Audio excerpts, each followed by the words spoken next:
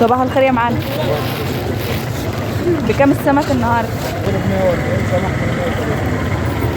انت ما بتغيرش الكلام ابدا. ما ينفعش تقول ب 130 سمحت ب 120. والله اغلى من كل اسبوع، كل اسبوع بنجيب 2 و3، جبنا واحد النهارده من السعر. وبكام بقى قلت ب 100 سمحت ب 90 اهو. ده ب 90 وده ب 80 وده ب 70. برضه مش رايح شويه. والله لو بروح على مريحة 5 جنيه البطاطس، 5 جنيه البطاطس، 5 ب5 ب5، 5 جنيه البطاطس. خلاص كده نزل. الفلفل ده ب5. لا ايوه الاسكندراني ده ب5. الفلفل ده يا جماعه ب5 جنيه ما شاء الله تحفه. كام اللحمه؟ دي لحمه سري بلدي بالكيلو ب 240. في طبق كيلو متقطع وجاهز ب 240، في طبق اللي جنبيه ب 130. 130 ده 240. دي لحمه سري بلدي. ايه ده ما شاء الله، الفلفل ب7.5 يا جماعه تحفه ما شاء الله وملون وجميل. كام الملوخيه؟ 10. بكام الليمون؟ 50. كام البيت البلدي لو سمحت؟ لو سمحت بكام البيت البلدي؟ 5.5. والجبنه الكيلو بكام؟ 80. كام؟ 80 زي الجبنه كده. كام البطاطس؟ 7.5 34 شمس. خد يا عم. بكام البطيخ؟ 20 30 50 كله على الدواء، كله على الدواء يا 20 مدام. 30 50. 10 على الدواء، حاجه حلوه.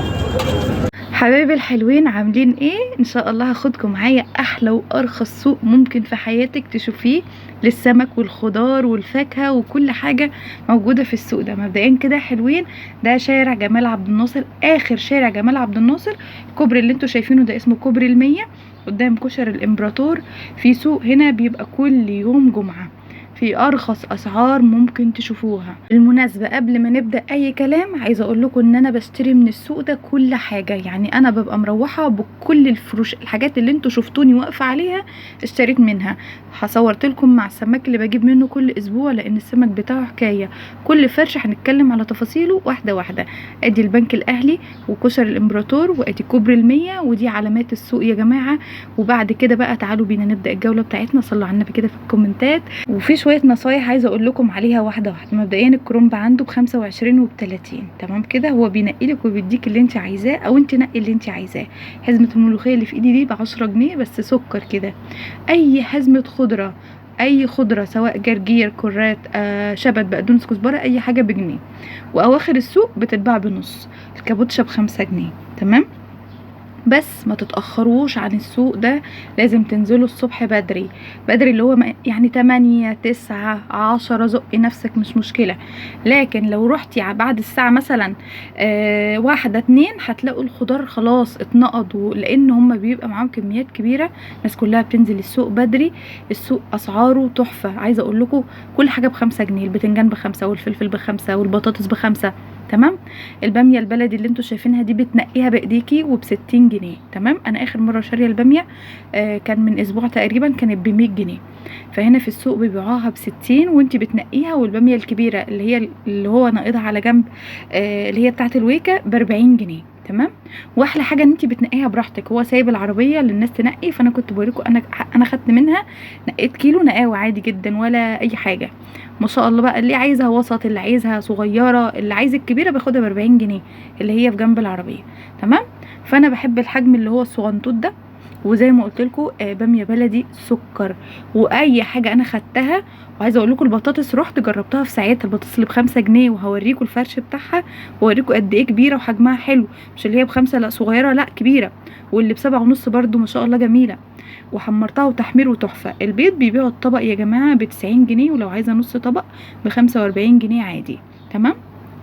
فبصراحه برضو في حبايبي كتير في الكومنتات قالوا لنا ان البيض حلو جدا ومش زفر ولا اي حاجه، بس انا برضو للامانه ما جربتوش ماشي. يعني اللي بجربه من هناك بصراحه الخضار، كل الخضار بلا استثناء. البصل ده خدت منه، البطاطس، الباميه، كل حاجه. السمك كل حاجه في السوق ما شاء الله جميله. والبصل ده عايزه اقول لكم ب8 جنيه، وفي ب6 اللي هي الصغيره. تمام، اللي ب6 الصغيره دي عربيه البيض. عربيه، كنت فاكره تروسيكل، لا عربيه. زي ما قلت لكم بيبيع يا جماعه، كنت حابه اوريهولكم من قريب. بيبيع الطبق ب90. ودي برضو عربيه خضره تانية برضو بتبيع اي حزمه خضره بجنيه. وكنت عايزه انبهكم لحاجه، لما تنزلي السوق لازم لازم لازم يبقى معاكي كاب او طاقيه، لان السوق مكشوف جدا في الشمس. ولو هتيجوا من بعيد واسعاركم قريبه من الاسعار دي، هاتوا من جنبكم عشان الفرق هتصرفيه في المواصلات. انا بصور الفيديو للناس اللي مش عارفه مكان السوق وهي قريبه منه، تمام، او بعرفهم الاسعار. لكن ده ب7.5. انا خدت برضو من الراجل ده البطاطس بتاعته، بصوا منوره ازاي، وب7.5 جنيه، جميله ما شاء الله. هتحسوني في الفيديو متحمسه اوفر، لان فعلا السوق عجبني قوي قوي قوي، واتعودت عليه ان انا بقيت كل اسبوع عايزه انزل اجيب الحاجات من هناك. اسعارها حلوه ودرجه حلوه، مش اللي هو حاجات درجه وحشه، لا، بطاطس درجه اولى. الفلفل البلدي ب7.5، اللي هو الملون ده، الحته حمراء وحته خضراء، ده ب7.5 بلدي جميل. البيض البلدي معاها الواحده ب5.5، ومعاها جبنه قريش الكيلو ب80 جنيه. شكل الجبنه بتاعتها بيقول انها جبنه حلوه، مش مفتوله كده ومفتفته، لا، الجبنه تحسيها بخيرها. بس انا برضو ما خدتش منها، تمام، بس مغطياها من الشمس ومن الدبان وكده، فبرضو باين عليها انها نظيفه. بالنسبه للبتنجان يا جماعه، الراجل ده كان بيبيعه ب7.5، بس انا هوديكوا على فرش وهعرفكم مكانه. بيبيع كل الخضار ب5 جنيه. ورق العنب كان ب60 جنيه ما شاء الله جميل. انا عايزه اقول لكم جربت ورق العنب من السوق ده، احلى ورق عنب جربته كان من السوق ده، ناعم جدا وخفيفه ومش عامله عروق ومش ناشفه. والباميه القمر اللي معاها دي ب70. تمام، فيعني السوق فيه اسعار كتير حلوه. وكان برضو كنت عايزه اقول لكم ان انتوا ادخلوا السوق وبصوا بصه الاول، بعد كده ارجعي على الفرش اللي يعجبك وسعره يعجبك. ده كان بيبيع البطاطس ب6.5، وكان معاه برضو بصل ب6.5، والبطاطس بتاعته برضو حلوه جدا مفيهاش اي حاجه. بس انا مش عارفه دي تحمير او لا، يعني لو انتي متعوده تطبخي البطاطس صينيه تعمليها مهروسه مش عارف ايه، دي حلوه جدا في كده.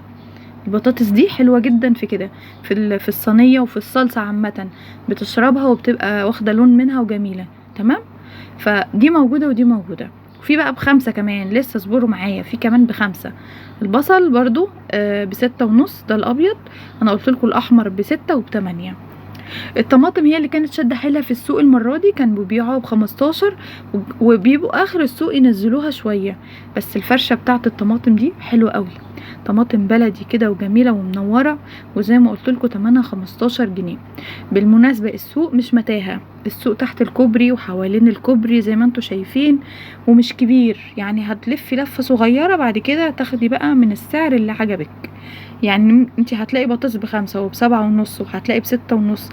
فبصي وبعد كده نشني بقى انت عايزه من مين. يعني مثلا هنا الليمون ب50، في عربيه قدام شويه ب40 بس اخضر بس، فالناس اللي بتحب الليمون الاخضر هتاخد من اللي ب40. انا عن نفسي بحب الاصفر الكبير عشان يبقى فيه ميه كده ويبقى فيه عصير كتير. تمام، فالمكان اللي يعجبك بقى والسعر اللي يعجبك بعد ما تكوني بصيتي في السوق كله اشتري منه. في بطاطس عايزه اقول لكم ب3.5 بس. الناس اللي بتحب البطاطس المحمره المسلوقه او بطاطس التقوير هتعمليها محشيه لحمه مفرومه ب3.5 جنيه، او تقطعيها كده وتسلقيها وتحمريها. يعني في كذا سعر، كل اللي محتاج حاجه هيلاقيها في السوق. الليمون ده قمر بصراحة يعني، وسعره حلو قوي انه بقى ب50، ده سعر كويس جدا. عايزة برضو فيه يعني كام واحدة خضرة مفيش مشكلة، ممكن تنقي اخضر او اصفر. الكوسة دي كانت ب15، والجزر كان ب10، والفلفل عند الراجل ده ب10. في فلفل احلى منه ب7.5. عشان كده بنصحكم ان انتوا تلفوا لفة في السوق الاول، تبصوا على الاسعار، بعد كده تحددوا هتشتروا من انهي فرش. لان فعليا في ناس بتبيع ب10، في ناس بتبيع ب5، واللي بيبيع ب5 ممكن يبقى حاجته احلى من اللي ب10، عادي جدا بتحصل. فلفوا، يعني السوق مش كبير، ادوله لفة صغيرة. ماشي، ادي الفلفل اللي ب10. عايزه اقول لكم مش احلى حاجه، يعني تحسوه منقوط كده. الاحلى منه بقى التحفه كان بكام؟ ب7.5 وب5. بعد كده في فرش هنا، او مش فرش، دي عربيه اللي هي بتاعت اللي انتوا عارفينها اللي بنقابلها في كل الاسواق بتاعه اللحوم والبط ومش عارف ايه. فكان معاه لحمه سوداني بلدي سوداني بكام؟ ب 240 جنيه. ادي الطبق ده كيلو جاهز ب 240. تمام. وانا سبت لكم على فكره مقطع في بدايه الفيديو بصوته بالاسعار عشان ما اكونش انا نسيت حاجه. والطبق ده ب 130 تقريبا نص كيلو يعني. ماشي. مع بقى فراخ، بس للامانه شكل الفراخ بتاعته يعني مش احلى حاجه، مش فريش. ماشي. البط شكله كويس ان هو لسه بتاع يومه او حاجه، لكن الفراخ حسها فكت واتجمدت وفكت واتجمدت كده يعني. فانتوا اتاكدوا من الحاجه كويس وشموا ريحتها قبل ما تشتروها. لكن اللحمه شكلها كويس. الملوخيه الراجل ده كان مش بيبيع بالحسبه، كان بيبيع بالكيلو، والكيلو ب25. ماشي. الكيلو ب25، لا اسفه، الكيلو كان ب20، معلش، الكيلو كان ب20 جنيه على العربيه دي. فرش فلاحي من الدرجه الاولى ما شاء الله يعني. الست دي بيبقى معاها كل انواع الخضار، فلاحي تحفه. معاها الفلفل ب15، معاها الكوسه ب15، ورق العنب ب60، كمان كان معاها جزر ب10. قطه ورا اهي برضو، بس مش فاكره السعر والله، سامحوني ما سالتش على سعرها، او ممكن اكون سالت ونسيه فمش هعرف اقول لكم سعر. ماشي. كل انواع الخضار ما شاء الله معاها في السوق كله. ماشي. شايفين الفرش ده؟ عشان ده علامه مميزه. اولا ده فرش بديل السجاد الوحيد اللي موجود في السوق. طب انا جايبه لكم ليه؟ اسعاره 380 و450 و550 اللي متعلقه فوق دي. طب برضه انا جايبه ليه؟ جايبها عشان فرشه ابو احمد بتاع السمك. تمام. جبته لكم المره دي زي ما وعدتكم ان انا هوريكم شكله عشان تعرفوا تجيبوا منه، لان ده انضف سمك موجود في السوق ما شاء الله عن تجربه. تمام. السمك البوري ثمنه 130 جنيه. ماشي. مش بوري، اسفه، ده طبار. ماشي. بس حكايه يعني، انا كل سوق تقريبا باخد منه، كل لما انزل السوق ده لازم اخد منه سمك. ماشي. ان شاء الله في مره هوريكم انا بشوي ازاي. السمك ده خلاني ما اجيبش سمك مشوي تاني خالص البيت نهائي، من كتر ما في فرق رهيب. بالنسبه للبولتي اللي قدامنا ده يا جماعه 98 جنيه منور ما شاء الله زي ما انتم شايفين كده. وعنده الصغنطوطه اللي هو خالص في الزاويه ده ب70، يبقى 70 80 اللي قدامه ب90 اللي هو البولتي، والطبار ب130 جنيه. عايزه اقول لكم بيبقى عباره عن زبده سايحه، لما بشويه في البيت بيبقى مليان زيوت ودهون رهيب رهيب رهيب وطري جدا. فبصراحة تحفة. بس في عيب واحد انه ما بينزلش جنيه. يعني عايزة اقول لكم مثلا حسابه مثلا كان 325، يا عم خد 320، ال5 جنيه وجع قوي، لا ما ينفعش يعني، ما بيسيبش جنيه، ولكن حاجته حلوة. تعالوا بقى، في ناس تانية موجودة في السوق السمك عندها قسما بالله كله دبان، يعني مش حلو خالص. بصوا هنا رغم انه سماك وحواليه مثلا التلج سايح مفيش ولا دبانه. فده تاخدوا منه وانتم مغمضين، ده او غيره يعني. تلاقي الفرش نضيف، مفيش ريحه زفره، مفيش حاجه مضايقاكي وانت واقفه على الفرش، مفيش ريحه مضايقاكي. في فروشات بتقفي كده في ريحه بتضايقك، الريحه دي ما تاخديش منها خلاص. كمان لما تلاقي دبان على الفرش اعرفي ان الحاجه مش فريش، ما تاخديش. انا هوريكم بعض الفروشات من غير ما اعرفكم مثلا ده فين ولا اي حاجه، اوريكم الفرق بس في شكل السمك عامل ازاي وشكل الفرش عامل ازاي، عشان برضو لما تنزلوا كده تبقوا انتوا واخدين بالكم وعارفين. يعني انا مش بقول لكم خدوا من حد بعينه، بس انا بنصحكم لوجه الله ان انا مثلا جربت من الراجل ده وحاجته نظيفه فتمام خدوا منه مفيش مشكله. لكن لو حد حاجته مش كويسه مش هقول لكم عليه، بس هوريكم شكل الحاجه اللي مش كويسه عامل ازاي. فهمتوا قصدي؟ بس هو اسمه ابو احمد جنب بتاع بديل السجاد يا جماعه على طول، ومعروف جدا في السوق. بس زي ما قلت لكم عيبه الوحيد ان هو ما بيفاصلش ابدا. ده خيار بلدي ثمنه 15 جنيه. تمام. بلدي حلو جدا. في خيار في السوق من اول 5، بس عايزه اقول لكم الخيارايه كبيره جدا.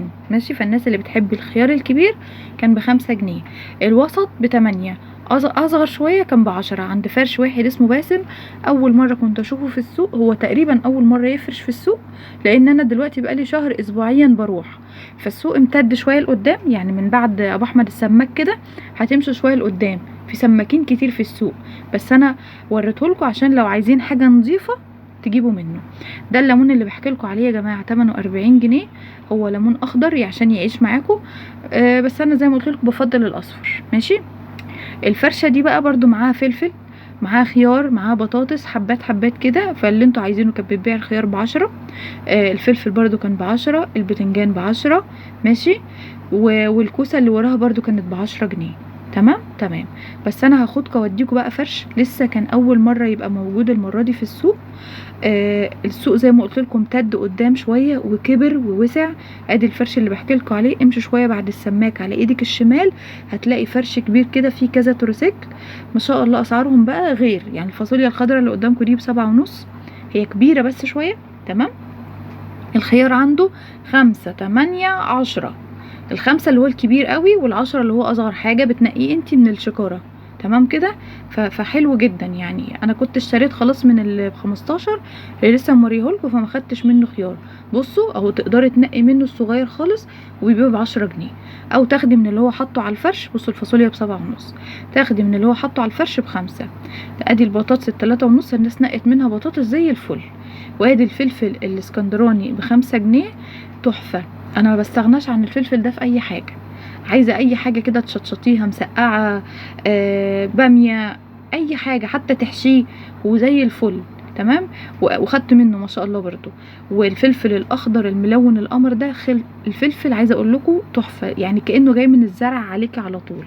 جميل الصراحه يعني. طبعا ما فوتش الفرصه وخدت من الفلفلين، الفلفل ده والفلفل ده، ومن امانته عايزه اقول لكم والله انا كنت يعني اتلخفنت، ففاكره الفلفل سعر واحد، فعبيت من هنا على هنا. تمام. فلما جيت اوزن قال لي لا افصليهم، لان الفلفل ده ب5 وده ب7.5، يعني كان يقدر يوزنهم لي كلهم على 7.5 ل2 كيلو مثلا ب15 او كده. قال لي لا، ده لوحده وده لوحده. فبرضه معنى كده ان هو راجل امين، واكيد امين برضه في الميزان بتاعه. تمام. عايزه اقول لكم نقطه، ان اي ست متعوده على شراء الخضار لما بتيجي تشتري حاجه ويكون البياع ميزانه مش كويس، هي بتعرف من كميه الحاجه اللي هي واخداها.